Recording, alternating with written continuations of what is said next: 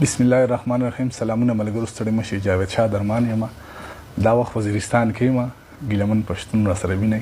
بس یو څو پوښتنې دي وبکو تېنه بیا ګورو که نوي شاعري لیکلي وي نو وابورو تېنه. سلامونه ګیلمن پښتون وروره. وعلیکم السلام درمان صاحب. دا مینوال سره خیر په خیر وکړو نو بیا به درمان صاحب په خپل پلارني ټاټوبي او د ټولو پښتنو په تاریخي ټاټوبي وزیرستان کې درته په پښتنه مینه درونه او پښتون هر کله وایو خدای دې هر کله راوله واقعا چې تاسې داسې شخصیت یې چې نن مو زه په څنګ کې لرم. تا ته اول ما وویل ستا یو غزل دی چې بیخي مازغه مې دي ګنګس راشه، نو ستا په مخکې چې موږ شعر یا په غزل غږېږو نو ګنګس و. بهرحال خدای مو راته لره، ویاړم در باندې چې راسره یې. ټولو ملګرو لیدونکو اوریدونکو ته په پښتنه مینه سلامونه. خدای دې وکړي چې د صحت او د عزت کالي یې په تن وي. ګیلمن ستا خپل نوم؟ زما خپل نوم غیرات دی. غیرات دی او بیا چې کومه په پیژند پاڼه کې دی مقصد شناختي کارت چې ورته وایي په هغه کې بیا حضرت نعیم دی. خو زما خپل د کلي علاقې او مورنی پلارنی نوم چې کوم دی هغه غیرات دی. ستاسو شاعرۍ سره تر څومره وخت شو چې تعلق دی؟ زه به ډېر ماشوم وم چې مقصد په هغه وخت کې پیر محمد او کاندي کوچی په دا زمونږ په علاقه کې به د دوی سندرې غږېدې که نه، شین خالې ګل دی په وربل ټومبلی دی، دا سندرې به غږېدې او زمونږ به داسې خړ د لرګو ټیپ ریکارډ ورته ویل، هغه ته به مونږ کینسټ اچولې که نه. په هغه وخت کې به چې دوی په یو اړخ سندره ویله ما به په دې بل اړخ سندره پسې ویله. نو په هغه وخت کې د ډېر ماشوموالي نه ما ته په ځان کې دا معلومات کېده چې په ما کې دا ټیلنټ شته، دا کمال شته په ما کې. بیا ولسي شاعري زه که دا ووایم چې زه بیخي په ښه او بد پوهېدلی یم، د دې شعر د شاعرۍ سره مې شوق او علاقه ده.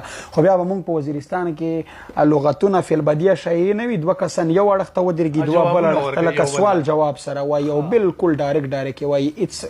هغه اوس هم شتون لري؟ مطلب اوس هم شتون لري او په ما کې اوس هم هغه شی بالکل سل په سله موجود دی او خو تیز دی. او خو صرف حالات سړی درته بل مخامخ که اوس ته ما ته ووایې چې زه د بونیر نه راغلی یم، ته دا کیسه ټوله ما ته په شاعري کې وکړه، نو زه دا اوس هم درته ویلی شم په شاعري کې لکه دا د لغاتو دغه په مونږ کې تر دې دمه څومره شاعري کړې ده تا؟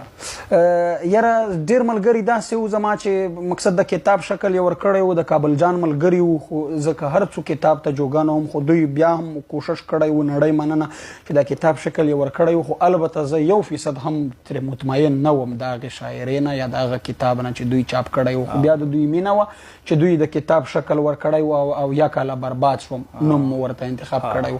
هغه یو کتاب شاعري و او نور په فیسبوک کې بس دا شعرونه داسې دي چې زه لیکم نه خپل. البته دغسې په یاد تا به ډېره زما ویډیوګانې او پروګرامونه کې سره مخامخ نو دغسې وایم راوایم، بس چې څه په زړه کې راشي د وطن د حالاتو مطابق هم هغه فی البادیه سوچ مې دی چې کوم هغه اول و. البته دا دعوا کله هم ما نه کړې ده او نه کولی شم چې زه مقصد شعر پوره په معیار یا په تله برابر لیکم. خو دومره ده چې د دې نه مطمئن یم چې زما خپل ولس چې زمانه څه غواړي په فضل د خدای چې رومان به د نش په حساب وي.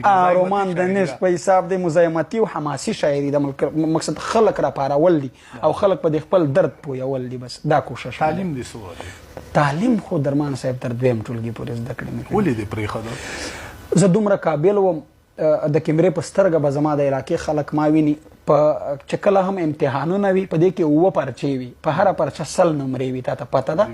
نو ما په 900 کې 900 نمرې اخیستلې د خپل کلي په سکول کې. په دې کې موږ 850 تعدادو په ټول سکول کې ښوونځي کې به ما اول پوزیشن حاصلولو. خو بیا مجبوري و، غربت و او زمونږ په علاقه جنگ راغی، بیخي داسې جنگ و چې تور سر یې بلخ په مو د خپلو کورونو او کوڅونه منډې ووهلې. بیا در په در شو، بیا په داسې وخت کې رانه تعلیم پاتې شو ځکه چې زمونږ معاشیت کمزوری و. نو ما په خپل معاشیت کې په خپل فامیل باندې فوکس ورکړ. نو زه ډېر په کوچنیوالي مسافر شوم، اول د پنجاب، بیا د سعودي، بیا د بحرین او د دوبۍ. داسې کنې زما ډېر شوق و چې ما زده کړې کړې وي، لوړې زده کړې مې کړې. واده دې کړی دی؟ او واده مې کړی دی. 2 مې لوڼه دي، 2 مې زامن دي. او تا ته دومره خو درته یاد دي چې تا مطلب هغه مطلبي شعر ته چې ته کله راغلی نو کم غزل دې لیکلی یا څه بل څه داسې؟ یاره زه چې کله هم دغه ته راتلمه دې شاعرۍ ته چې په دا کومه اوس زه پېژندل کېږم که نه په افغان وطن کې، نو هغه چې کله هم نقیب شهید شو د هغې نه وروسته ما دا شاعري د پښتون ژغورنې غورځنګ د سره زما د شاعري همزلتوب دی. دا نوره شاعري خو مې ډېره پخوانۍ ده، تا ته ما وویل. دا هم شاعري په لغاتو کې به ما ډېر حقیقتي بیانونه کول، چې کله به په کلي علاقه کوم حالات و هغه به ما په فعلبدیه شاعري کې بیانولو. خلک به ترې دومره متاثرېدل. زما یو تره و، هغه اوس نشته، خدای دې وبخښي، هغه به ما ته ویل وایي هلکه چې ته چېرته هغه زمونږ په علاقه کې خو دا کیسه ډېره مشهوره ده، وایي ته چېرته ښه سړی نه وې، وایي ته یو وارې لګیا شې او دا ټوله کیسه د الف نه تر یا پورې په شاعري کې سره راټولوې، د څه کیسه ده. نو خو ډېره خو بیا چې نقیب کله شهید شو په هغه وخت کې اول وار و چې دا غزل ما دغه کړی و. البته مات ګډ خو به وي چې په قربانیو دې د شر فسادنامه ادا کړه، پښتونه ووایه چې چا دې شکر یا ادا کړه، او مشر امام کشران ولاړ دي په اول دوم صف کې، چا چې وژلی هغو دې جنازه ادا کړه. او پرون بازار کې بادار خپل زوی ته قلم واخیستو، زما بچي ته یې د لوبو تماچه ادا کړه. پرون بازار کې بادار خپل زوی ته قلم واخیستو، زما بچي ته یې د لوبو تماچه ادا کړه. نو خلکو د پیر نه قسمه قسم وظیفې اخیستې، خو پښتنو ته د مرګ ژوبلې وظیفه ادا کړه. داسې څه غزل و چې اول زه راتلم، خو زمانه به اوس لږ لږ هېر وي، خو اول مې د شاعري سټارټ د دې غزل نه اخیستی. دا سلسله داسې روانه وساته، بس شعر اورو دنه، شعر ووایه. ښه وایي پرون یو چا په خوبولو سترګو ست کړی دی، توکل په خدای ما ورته هم د یارۍ نیت کړی. او دا چې پښتون پکې غلام دی دا بیخي نه منم. بالکل دا چې پښتون پکې غلام دی دا بیخي نه منم. له دې نظام نه مې په کلکه بغاوت کړی دی. ډېر ښه شعر دی. دا چې پښتون پکې غلام دی دا بیخي نه منم. له دې نظام نه مې په کلکه بغاوه، او ما په تاریخ کې بې له خدایه چاته سر نه دی ټیټ، او تا له ازله د بوتانو عبادت کړی. بالکل دی، بالکل. ما په تاریخ کې بل خدایا چاته سر نه دی ټیټ، تا لا ځله د بوتانو عبادت کړی دی. او ما ته چې چا کنځلې وکړلې په ننګه د کام، هغو ته هم ما د یووالي خواست وصیت کړی. او ملا صاحب ملک صاحب ګیلې به نه کوم، خو تاسې په ژوند چېرته به کام وطن غیرت کړی دی. او زه ګیلمنه یاره غټې دعوې نه کوم، خو بس په هر حال کې مې د کام وطن خدمت کړی دی. بالکل بېشکه هم ته ښکاري. ارشاد.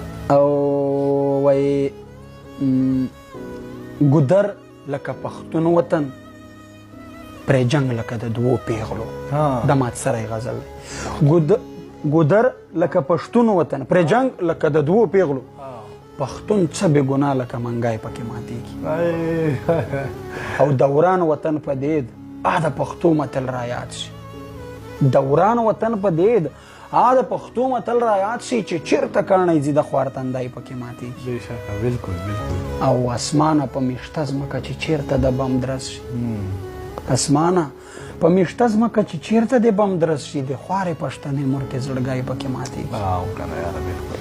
او دا خاوره د حاجي میرزعلي خان دیره د واوره، دا خاوره د حاجي میرزعلي خان دیره د واوره، چې نه ځي نو اتمن به د مغزی پکې ماتېږي. بېشکه بالکل. او په وچ پورې لامدس وځي وزیره ګیلمنه، چې ګل ماتوي خامخا ازغی پکې ماتېږي. چېرته صادق او چېرته غل، دا سمون نه سره خوري، چېرته خوشحال چېرته مغل، دا سمون نه سره خوري. او وخت لا نور با استحصال زموږ تر څومره کوي، زموږ ژړا او ستا خندل، دا سمون نه سره خوري. او خیر دی د وابګه په باډر دی خلک ځي او راځي، خو په تورخم تلل او راتلل، دا سمون نه سره خوري. او خیر دی د وابګه په باډر دی خلک ځي او راځي، خو په تورخم تلل او راتلل، دا سمون نه سره خوري. یو دوا د قوم ترجمانې د پښتنو شاعر ته، دوا د کام ترجمانې د پښتنو شاعر ته چې یادوي شونډې چارګل، دا سمون نه سره خوري. او ای ګیلمنه په قلم خپل کام وطن وستایه، دا انقلاب او ستا غزل، دا سمون نه سره خوري. او پیغلو ورته بیه کړل نتکی پېزوان چې ننګ کوي، وړکي مات منګي شول نه اوبه ساتي نه ټنګ کوي.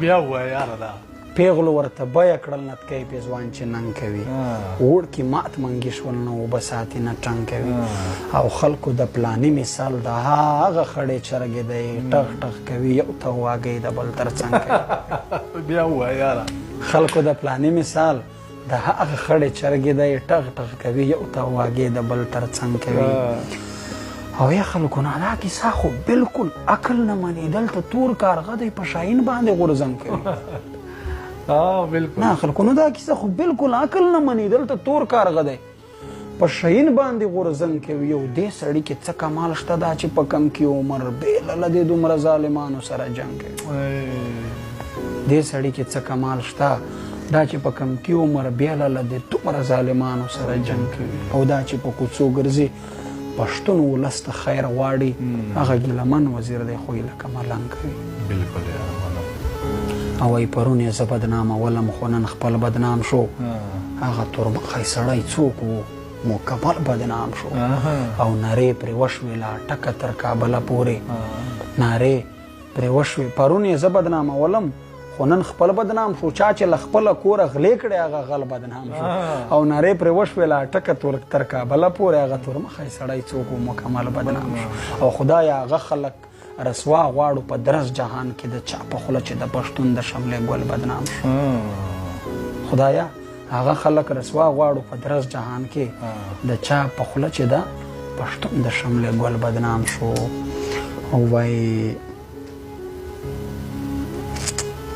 د ورور پر ضد مې د تربور په څنګ کې ودرېدم فصل د سپین یم او د تور په څنګ کې ودرېدم او د وخت طوفان رانه کابل او پېښور ورانوي زه لاړم د لاهور په څنګ کې ودرېدم او خپو کې زنځیر په خیال کې ډول د ازادۍ غږوم زه هم مزدور یم د مزدور په څنګ کې ودرېدم او د چا چې خوله زما د پلار او ورور په وینو سره ده زه هم د هغه هدم خور په څنګ کې ودرېدم او ما ګیلمن که څوک غدار بولي په دار مې دې کړي خو چې پښتون یم د منظور په څنګ کې ودرېدم ډېر ښه دی یار په کاڼو مول اسمان پرېږده تذکره ونیسه ګریوان پرېږده هر یو ارمان مې د طالب وجنه ما لکه وران وزیرستان پرېږده مننه ملګرو موږ سره تر دې دمه ناست یئ تاسو دغه و ګیلمن پښتون تاسو واورېدو د بل پروګرام دپاره او د بل راتلونکي پروګرام پورې موږ اجازت غواړو الله پامان